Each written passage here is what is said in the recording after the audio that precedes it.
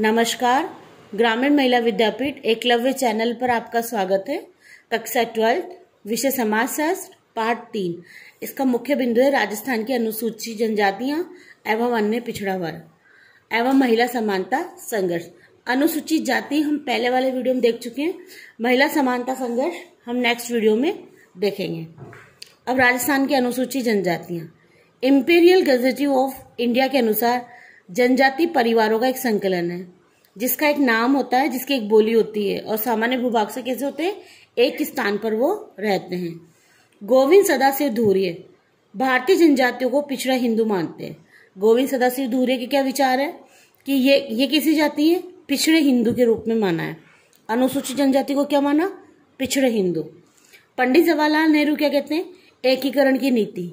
पंडित जवाहरलाल नेहरू ने इनके बारे में क्या कहा, एकलव्य की एकीकरण की नीति है। आरक्षण एवं विकास से भिन्न आत्मसात की नीति पर जोर देते हैं। पंडित जवाहरलाल नेहरू ने इस जनजाति के रूप में आत्मसात नीति को समझाया है। भारत की जनगणना 2011 के अनुसार भारत की कुल जनसंख्या कितनी थी, आबादी कितनी थी, 8.61 थी।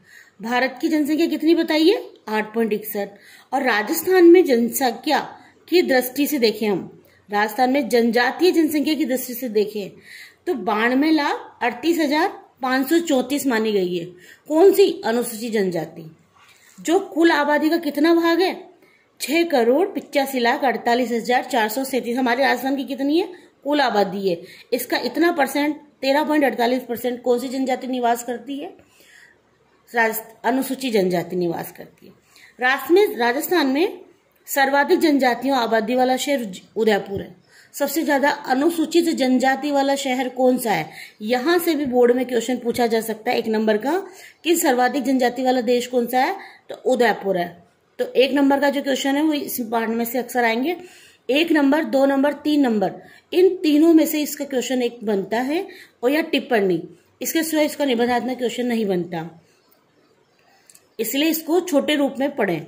राजस्थान में सर्वाधिक आबादी, अब राजस्थान में सबसे ज्यादा कौन सी जाति पाई जाती है, मीणा जनजाति सबसे ज्यादा यहाँ पर पाई जाती है। उसके बाद में भील पाए जाते हैं, फिर गरासी है, फिर शहरिया जनजाति, फिर भील, वापस भील मीणा होते हैं, वो डामोर और डामरिया, ये जनजातियां हमारे राजस्थान में देखने को मिलती है। राजस्थान में 12 जनजातीय समूह निवास करते हैं। हमारे राजस्थान में कितने जनजातीय समूह निवास करते हैं, 12। यहां से भी क्वेश्चन बनता है कि राजस्थान में कितनी जनजातियां निवास करती हैं, समूह निवास करते हैं, तो 12 समूह यहाँ पर निवास करते हैं। राजस्थान में देश का 5वां स्थान है जनजातीय दृष्टि से। क्वेश्चन यूं भी पूछ सकता है एग्जाम में कि जनजातीय जनसंख्या की दृष्टि से राजस्थान में कौन सा स्थान है, तो कौन सा स्थान है, 5वां स्थान है। नेक्स्ट, इसके बाद में राजस्थान में जनजातियों के निवास स्थान को भौगोलिक वर्गीकरण किया गया और भौगोलिक दृष्टि से भी इस जनजाति को देखा गया। इसको कितने भागों में बांटा गया है, इसको 3 भागों में डिवाइड किया है। क्षेत्रीय दृष्टि से, भौगोलिक क्षेत्रीय दृष्टि से इसको कितने भागों में डिवाइड किया गया है, 3 भागों में। दक्षिणी राजस्थान, पश्चिमी राजस्थान और उत्तर पूर्वी राजस्थान। इसको हम डिटेल से पढ़ेंगे क्योंकि यहां से लघुरात्मक क्वेश्चन बनता है। दक्षिणी राजस्थान कौन कौन से जिले आते हैं और कौन कौन सी जाति आती है, सिर्फ इतना वो पूछेगा कि दक्षिणी राजस्थान से कौन कौन से जिले हैं जो इस जनजाति के अंदर आते हैं। तो वो इसके बारे में मैं तुम्हें बताने जा रही हूँ। बांसवाड़ा, डूंगरपुर, प्रतापगढ़, उदयपुर जिले, ये 7 जिले, 7 तहसील तथा सिरोही जिले का आबू रोड तहसील आदि इस जाति के इस एरिया के अंदर, इस क्षेत्र के अंदर आता है। दक्षिणी राजस्थान में कौन कौन सी जाति आती है, भील आते हैं, मीणा आते हैं, गरासिया तथा डामोर आदि जनजातियों के लोग यहाँ पर क्या करते हैं बेटा, निवास करते हैं। तो यहां से क्वेश्चन इतना सा भी पूछ सकता है कि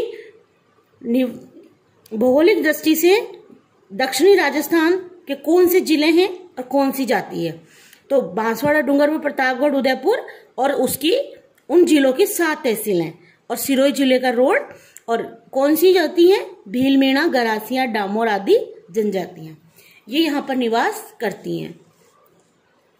अब नेक्स्ट पॉइंट आता है हमारा पश्चिमी राजस्थान। राजस्थान के इस भूभाग में 12 जिले अवस्थित हैं। इसमें कितने जिले आ रहे हैं? 12। वो तुमसे जिला जरूर पूछेगा, जाति भी पूछेगा, जिला भी पूछ सकता है। तो क्वेश्चन आता है पश्चिमी राजस्थान के बारे में बताइए।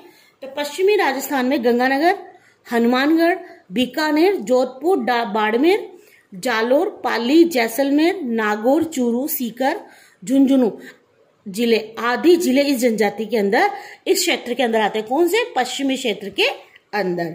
यहाँ की जाति कौन सी है? भील और मीणा जनजाति निवास करती। यहाँ पे सिर्फ 2 ही जनजाति निवास करती। कौन सी है? भील और मीणा। तीसरा आता है हमारा उत्तर पूर्वी राजस्थान।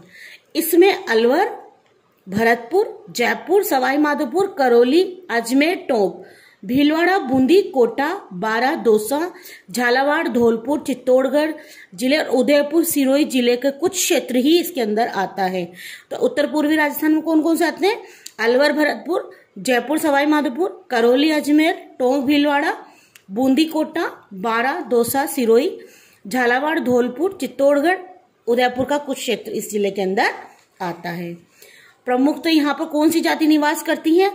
भील मीणा, सहरिया जनजाति और भील मीणा और जनजाति निवास करती है। यहाँ पे सहरिया लोग भी रहते हैं इस क्षेत्र के अंदर। ये मैंने तुम्हें अनुसूचित जनजाति के बारे में पढ़ाया। अनुसूचित जनजाति कौन कौन से जिलों में है, अनुसूचित जनजाति कौन कौन सी क्षेत्र में पाई जाती है, अनुसूचित जाति के बारे में कौन कौन से राइटर ने क्या शब्द कहा, ये मैंने इसके वीडियो में आपको दिखा चुकी हूँ। अब हमारा नेक्स्ट बिंदु है अन्य पिछड़ा वर्ग। अन्य पिछड़ा वर्ग का मतलब अर्थ से नाम से ही पता चल रहा है कि ये सबसे पिछड़ा हुआ माना गया है। अन्य पिछड़े वर्ग की अनुसूचित जातियों, अनुसूचित जनजातियों के साथ पिछड़े हुए माना जाता है। इस जाति से पता चल रहा है कि कौन सी जाति है ये? पिछड़ी हुई जाति मानी जाती है। अन्य पिछड़ा वर्ग शब्द समाज के कमजोर वर्ग के अंदर आता है। ये कैसा वर्ग है? कमजोर वर्ग। अनुसूचित जातियों, अनुसूचित जनजातियों, अन्य पिछड़े वर्गों के संदर्भ में प्रयोग किया गया है। भारतीय संविधान के भाग 16 अन्य कुछ प्रावधानों में पिछड़े वर्ग को अनुसूचित जाति, अनुसूचित जनजातियों के साथ अन्य पिछड़े वर्ग शब्द का प्रयोग करते थे। कौन से संविधान के अनुसार? भाग 16 के अनुसार। सामान्यतः पिछड़े वर्गों की अनुसूचित जातियों, अनुसूचित जनजातियों, इसमें छोटे किसान, खेतिहर, मजदूर आदि को शामिल किया गया है। सर्वप्रथम पिछड़े वर्ग शब्द का प्रयोग 1917-18 में आया था। यहां से क्वेश्चन बनता है, एग्जाम बोर्ड में हमेशा क्वेश्चन बनता है कि सर्वप्रथम पिछड़े वर्ग शब्द का प्रयोग कब आया था? 1917-18 में आया था। इसके बाद में सन 1930 और 1931 में किया गया। इनमें 100 से अधिक जातियां शामिल है। सबसे ज्यादा जातियां कौन से वर्ग में? अन्य पिछड़े वर्ग के अंदर जातियां पाई जाती हैं। भारतीय इतिहास में पिछड़ा वर्ग उसे माना गया है जो सामाजिक रूप से, शैक्षणिक रूप से, व्यवसायिक रूप से पिछड़े हों। उन्हें कौन सा वर्ग मान लिया? पिछड़ा वर्ग मानते हैं। जो कैसे? सामाजिक, शैक्षणिक और व्यवसायिक रूप से पिछड़े व्यक्ति होते हैं, उन्हें अन्य पिछड़े वर्ग की श्रेणी के अंदर माना गया है। मंडल आयोग ने पिछड़े वर्ग को 3 आधार बताए। इसमें एक मंडल आयोग है जिसकी स्थापना हुई थी। उसने इसको कितने भागों में बांटा? 3 में। जो सामाजिक दृष्टि से कमजोर हो, शैक्षणिक दृष्टि से कमजोर हो और आर्थिक दृष्टि से कमजोर हो। इसको क्या माना? अन्य पिछड़ा वर्ग माना है। अब आता है मंडल आयोग क्या है। जब मंडल आयोग की दृष्टि से अन्य पिछड़े वर्ग को 3 भागों में डिवाइड किया। कौन कौन से भाग थे? सामाजिक रूप से, आर्थिक रूप से और शैक्षणिक रूप से जो व्यक्ति पिछड़ा है वो अन्य पिछड़े वर्ग के अंदर आता है। मंडल आयोग क्या है? 1977 में लोकसभा चुनाव में जनता पार्टी ने अपने चुनाव के घोषणा पत्र में सरकारी शैक्षणिक सेवाओं में 25 से 33% तक पिछड़े वर्गों को आरक्षण की मांग की थी। कब? जब लोकसभा के चुनाव हुए थे 1977 के अंदर। जब जनता पार्टी ने केंद्र सत्ता में आई तो उसने वीपी मंडल की अध्यक्षता में पिछड़े वर्गों के लिए एक आयोग तैयार किया, एक गठन तैयार किया। उसको क्या नाम दे दिया? मंडल आयोग दे दिया। इस आयोग के केंद्र सरकार द्वारा निम्न कार्य किए गए। कौन से आयोग के द्वारा? मंडल आयोग के द्वारा। मंडल आयोग से भी 1 नंबर या 2 नंबर का क्वेश्चन बोर्ड में हमेशा बनता है। एक तो यहां से बन जाता है कि इसने कौन कौन से सरकार के सामने नीति रखी। सामाजिक शैक्षणिक दृष्टि से पिछड़े वर्गों की परिभाषा हेतु कसौटियों को तय करना, पिछड़े वर्ग हेतु क्या क्या कदम उठाए गए, केंद्र सरकार व राज्य सरकार को शासित प्रदेशों में पिछड़े वर्गों को अपर्याप्त प्रतिनिधित्व के कारण आरक्षण तैयार करना, उनकी सुविधाओं समानों का पता लगाना। 30 अप्रैल 1982 को आयोग ने अपनी रिपोर्ट तैयार करी और भारत सरकार में क्या करी? प्रस्तुत करी। यह तारीख भी पूछ सकता है कि कब भारत सरकार में प्रस्तुत की थी, तो 30 अप्रैल को की थी। आयोग ने सरकारी एवं गैर सरकारी सेवाओं के पिछड़े वर्गों के लिए 27% आरक्षण निर्धारित किया। हमारे अन्य पिछड़े वर्ग के लिए जब ये मंडल आयोग ने रिपोर्ट सरकार के सामने रखी तो कितना प्रतिशत आरक्षण मिला?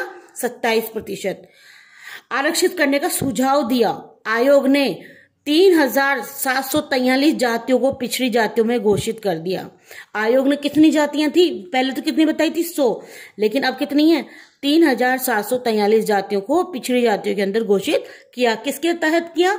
मंडल आयोग के तहत। इस वीडियो में मैंने तुम्हें सिर्फ अनुसूचित जनजाति के बारे में, अन्य पिछड़े वर्ग के बारे में और मंडल आयोग के बारे में, 3 बारे में बताया। तीनों में से 2 टॉपिक के तो क्वेश्चन हमेशा बोर्ड के अंदर आते हैं। धन्यवाद।